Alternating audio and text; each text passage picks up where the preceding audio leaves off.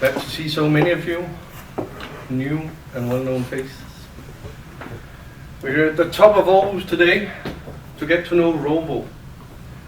There's a bit more to it, but that's the main focus of today. Oh, I should mention, by the way, if some of you parked on the 4-hour parking spot, you can scan this code right now and enter your license plate to get that extended. You can come see me for it later too. Yeah. So first, since it's our first time up here in INCUBA NEXT, Lars has visited us to give a quick introduction to what INCUBA NEXT is. Then I'll be going through the latest Atlassian news as is tradition. I'll then hand over to Sven. He'll be doing a hands-on workshop. I hope everyone brought their laptops. And we'll finish up, as always, with a bit of food and drink and a Kahoot quiz where you can win exclusive Atlassian themed swag on exhibit in the corner over here. So before we proceed, I'll hand over to Lars.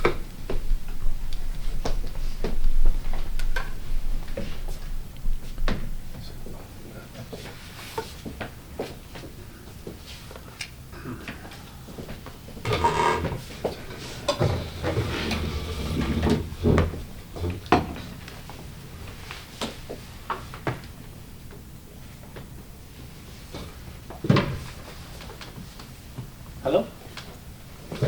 Welcome to INCUBA. My name is Lars Louring. I'm head of acceleration. Started at INCUBA 1 year ago. Nice to see you. It's my first time for this event. I would just like to give you a very short introduction to INCUBA. It will not be that long. But before I do that, I would just like to show you this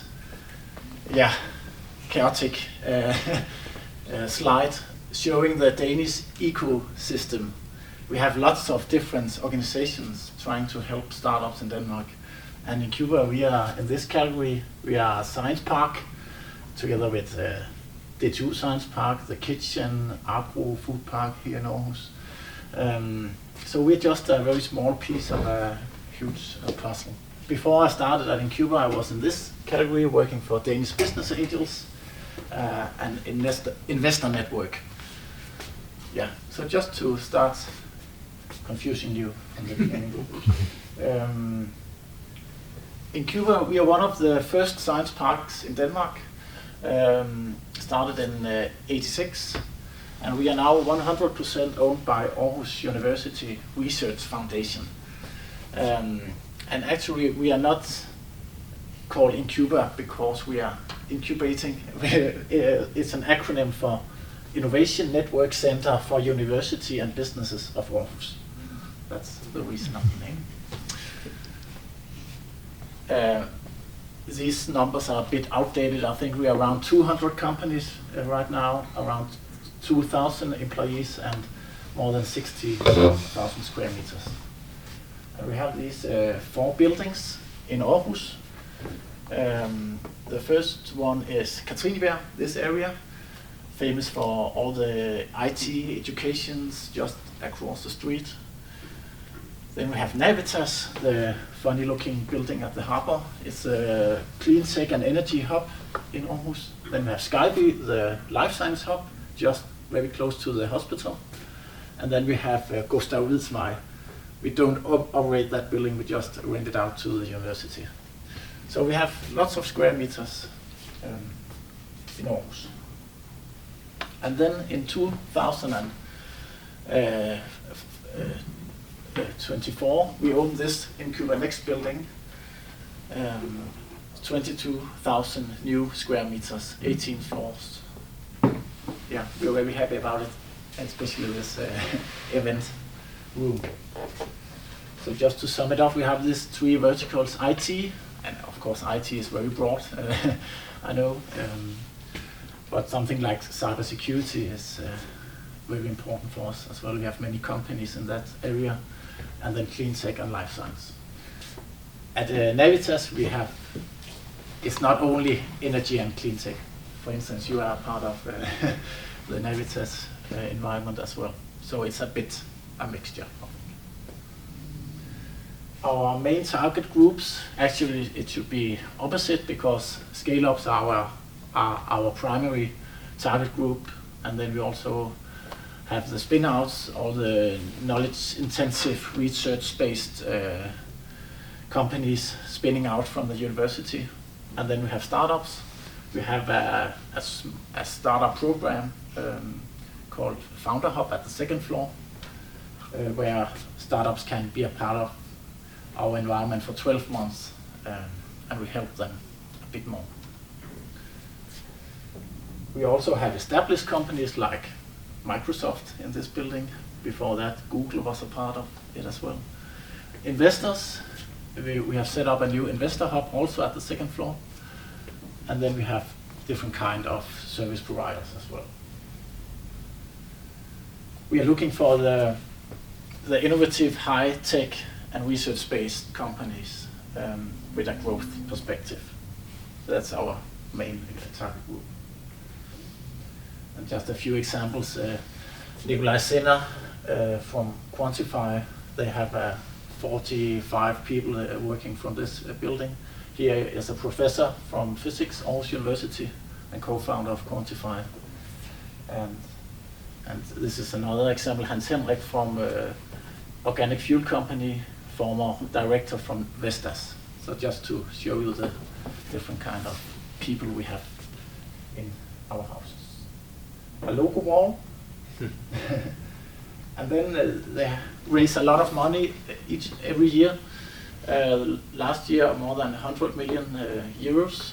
And you can see our three verticals here, especially life science and Skyby raise some huge amounts of money, IT as well, and clean tech as well. So actually the year before that, it was even a higher amount of money. And then we have this new initiative on the second floor. We call this INCUBA NEXT level. It's actually two hubs in one hub. We have the investor hub here and the founder hub here.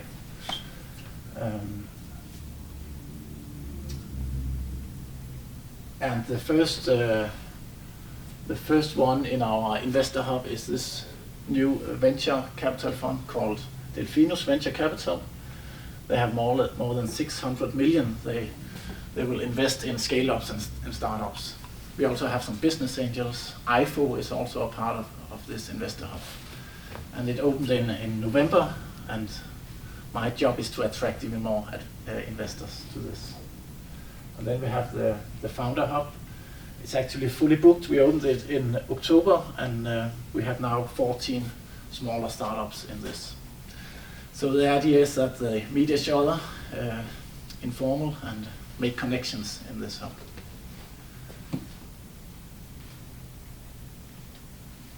That's it. So we have lots of events like this. We have, I think last year we have more than 150 events. Breakfast, DHL-stafet, whatever. So you can always check out our website. We have an event calendar. So of course you are welcome to join us. Yeah. And if you have any questions, let me know. Yeah, thank you. Cool. Thank you. Thank you, Lars, for the introduction. I think we need another more extensive round of introductions. As there's quite a few of us, I'll ask we keep it fairly brief. Start out by saying I'm Daniel, community champion for Atlassian Community Aarhus for soon 5 years. First off, Atlassian Team 26 in Anaheim, California is on in May 5th to the 7th. Registrations are open. Anyone here planning to go? I know someone is. I would, but I'm, for personal reasons, not really interested in visiting the US at the moment. So what we'll do instead is recap, as always, on our next event. This is live also. You can go and sign up today. And that's planned for May 21st. So I'll have 2 weeks to gather up the news. Hope to see you then. And for those of you who weren't here last time when we did the recap of Team 25 Europe in Barcelona, I've just brought up like the major points just to recap here. There were some quite important announcements, especially around the collections running on the unified platform.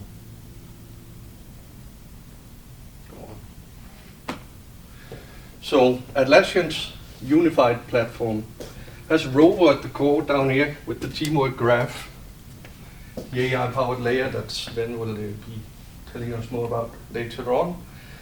That is unique in the sense that it knows more than just synthesizing text. It knows our data, it knows our connections, our teams, knows how we work, and can guide us from there. On top of this, we get all of the platform apps, home goals, Teams, Rovo Search, Rovo Chat, Studio, and so forth. And on top of that, we have the collections consisting of different apps and agents, Rovo agents, tailor-made to the different use cases. The 4 collections that were announced. The service collection, so it's basically what we knew as Jira Service Management, plus the new Customer Service Management product that's been added on top. The software collection comes with Bitbucket.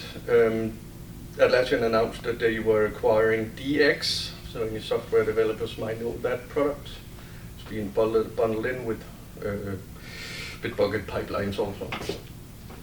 The teamwork collection, could also call this the everyone collection. It's Jira, Confluence, and Loom in one bundle. So you can track your work, you can document and share your knowledge, and you can communicate easily using easy to record video snippets and screenshots with Loom. Lastly, the strategy collection, that's Jira Align, that's focus and talent for high-level agile planning and execution, workforce management, strategic and initiative, overview and reporting, so forth.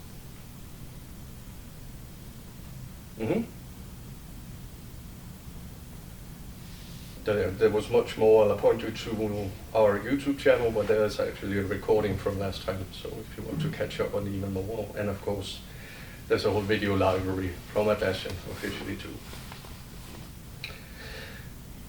I mentioned the acquisition of DX, there were more, but there's been one more since then, back in December. Atlassian is acquiring Secoda, a Toronto-based company that focuses on cataloging structured data in a way that everyone in the company is able to access and do reporting and analytics on them. As I understand, this will be an addition to Rovo, to the teamwork graph, and I could imagine it also expanding on the connectors available for Rovo. But we'll see once it launches.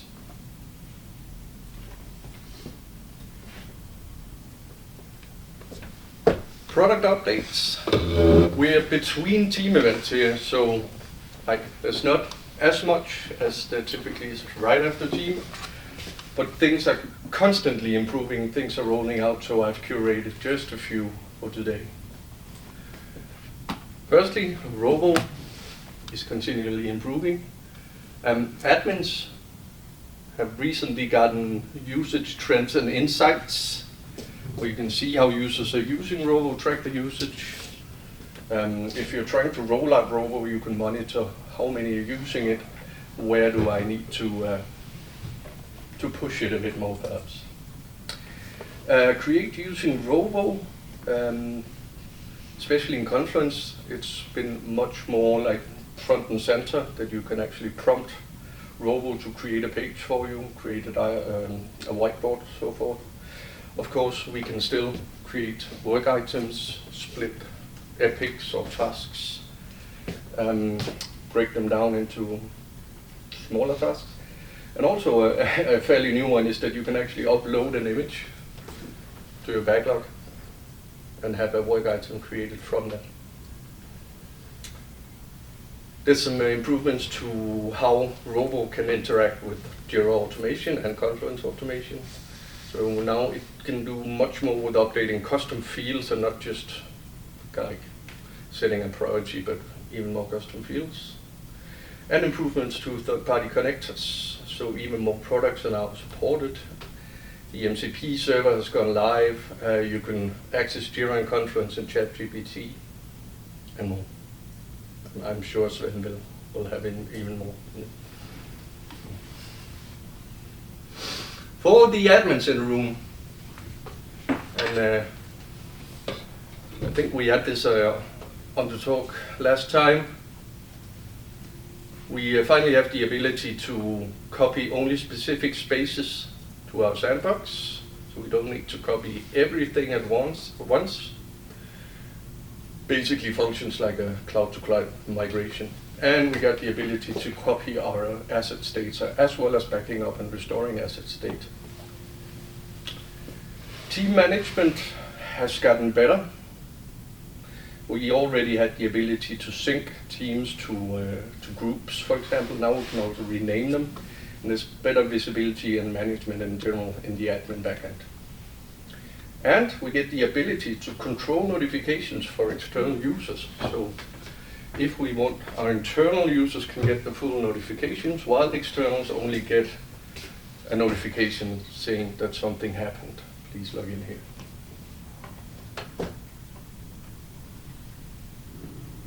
That was mostly admin stuff. End users will be seeing more of these.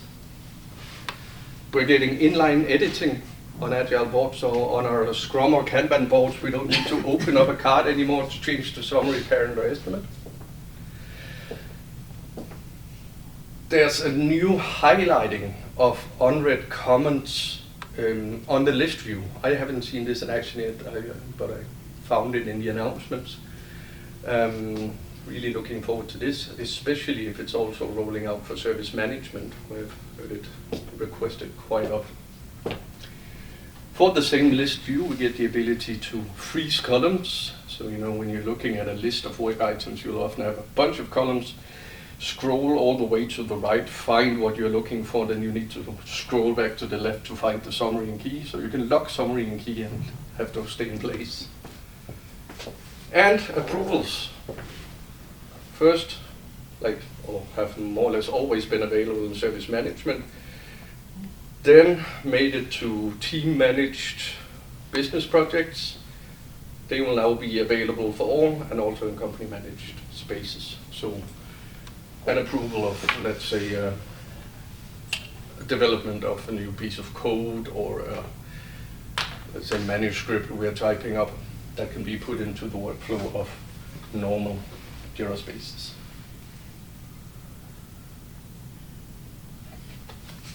For service management, Jira and customer service management, we get the ability to subscribe to the change calendar. So if we plan our changes using service management, we can now have those synced to our Google, our Outlook calendar. Playbooks, and this is also a topic we discussed last time. They're pretty nice, but it was fairly hard to make them context specific. So for those of you who don't know, playbooks is a way to embed instructions for your agents on the tickets based on the customer request. So at first it was only based on request types. So if someone requested some new hardware, you would have a generic instruction hardware. GQL functionality is coming for that, so you can make it more fine-grained, saying if the customer entered this value, then show the agent this playbook. The virtual service agent, formerly available as a chatbot on the portal, still is now also available for emails. So read the email that the customer sent, suggest an answer for them, and reply back by email automatically. And in customer service management, we get the ability to forward tickets. So there's a dedicated button for forwarding from one service desk to another.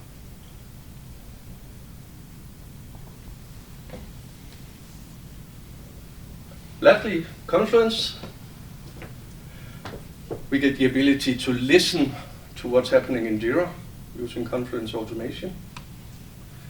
So that could be when a certain type of task is created, then create a new page in Confluence, add a label to a page in Confluence. The work creation from Confluence pages, which was originally only for tables or individual lines, has been much improved using AI. And AI title suggestions. It's on one hand really such a small thing, but me personally, I've so many times been writing up a document, hit publish, and Confluence prompts me to put in a title, and I have no idea what to call it. Now it'll try and help me. I'll also briefly revisit this from last time, because we've had the new interface come up, and many positives, but also some negatives. What at least I remember from last was that it many users, like daily users, felt a bit overwhelmed by the amount of options here, and many users were not aware that you could actually customize your sidebar. So a new initiative here is that new users that we onboard, instead of getting it all from the start, they'll be getting a much more compact, much more lean list, and they can then go and add stuff as they need.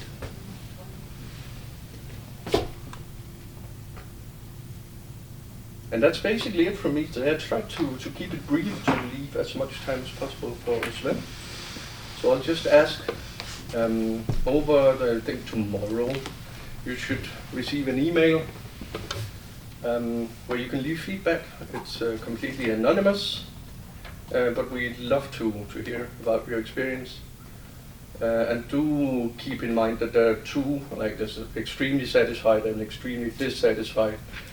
And I've seen people type in that was a great meeting and then put extremely dissatisfied to this. Just pay special attention to that. Right.